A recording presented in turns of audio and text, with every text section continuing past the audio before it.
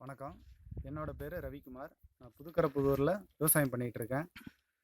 ஒரு 4, 5 வருஷமா வாழை பண்ணிகிட்ருக்கிறேன். அது முதல்ல ஃபெர்டிலைசர் உரம் பண்ணிகிட்டு இருந்தேன். இப்போ இவங்க சத்து இயற்கை உரம் இப்போ தான் எடுத்து பண்ணிகிட்ருக்கிறேன். இதில் முதல்ல ஆரம்பத்தில் ஒரு 1 1/2 மாசத்துல சாயில் கோல்டுன்னு ஜெல்லு குடுக்குறாங்க. அது குடுத்ததுக்கப்புறம் ஒரு 1 மாசம் ஒரு 1 மாசம் 1 1/2 மாசம் கழிச்சு, இந்த சர்க்கார் ஜெல்லுன்னு குடுக்குறாங்க. அது குடுக்குறப்போ வாழை நல்லா கெளுத்தியா, நல்லா ஆரோக்கியமா வருது. லீஃப் ரொம்ப அகலமாவும், லென்த்தியாவும் வருது. இது கொஞ்சம் நல்ல ரிசல்ட்டா நல்லா இருக்குது. மத்த இது நாள் வரல பண்ணுனதுக்கு, இந்த டைம்ல பண்றபோது, 5 மாசத்துலயே பார்த்தீங்கன்னா, நான் ஃபெர்டிலைசர்ல பண்றபோது 6 மாசத்துடைய வளர்ச்சி, இதில 5 மாசத்துலயே நல்லா கம்பெல்லாம் ஊக்கமா நல்லா இருக்கு. 2வது இதே டைம்ல பனானா பிளஸ் ஸ்ப்ரே குடுக்குறாங்க.